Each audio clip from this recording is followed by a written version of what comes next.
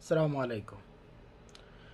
দেশে মূলত এক স্বৈরশাসক গোষ্ঠীর পদত্যাগই হয়েছে। বাকি এর থেকে কোনো উন্নত অথবা কোনো ডেভেলপ এখন পর্যন্ত চোখে পড়ে নাই। একের পর এক বিশৃঙ্খলা, একের পর এক উল্টাপাল্টা বা একের পর এক মানে যাচ্ছে তাই দেশটা চালানোর মতো একটা অবস্থা চলতেই আছে।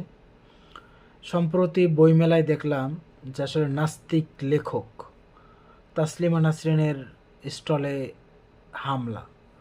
তো এইটা নিয়ে আসলে বলার কিছু নাই, তারপরে একটা বলার জিনিস থাকে যে তার স্টলে হামলা করার আগে আমি এতটুকু জানতে চাই তার স্টলের অনুমতিটা কে দিল, তার ওখানে স্টল করার অনুমতিটা বা তার বই প্রকাশ করার ওখানে বিক্রি করার অনুমতিটা কারা দিল।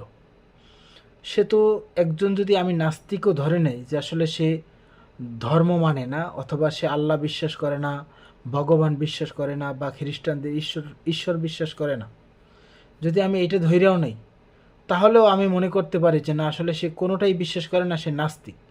কিন্তু মূলত সে তো না। আপনি দেখবেন যে তার যত উস্কানি, তার যত মানে বিদ্বেষ, সব বিদ্বেষ মুসলমান, ইসলাম, আলেম সমাজ এবং মাদ্রাসার লেভেলের যারা আছে, ধার্মিক লেভেলের, তাদেরকে নিয়ে। তো এটাকে আপনি কি বলবেন?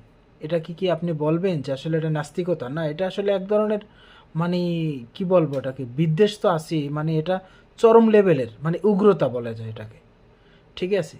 তো তার ওখানে স্টলে বই বিক্রি করতে দেওয়া যাবে না, এটা তো পরের সিদ্ধান্ত। প্রথম সিদ্ধান্ত তো তার স্টল ওখানে, তার কোনো স্টল থাকারই কথা না, তার ওখানে কোনো স্টল থাকারই কথা না।